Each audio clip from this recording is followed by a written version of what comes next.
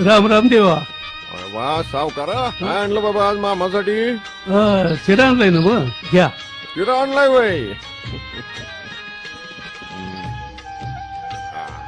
सावकारा. हं. शिरा लय भारी झालाय बर का. एक नंबरच्या तुपात केलं ना मग. होय का?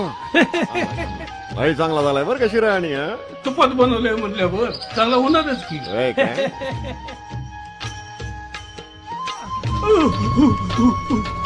अरे सावकारा, अरे म्या काढी पेटवली. पिढी पेटायच्या आत तुझ्या खिशामध्ये चटका कस काय बसला म्हणायचा?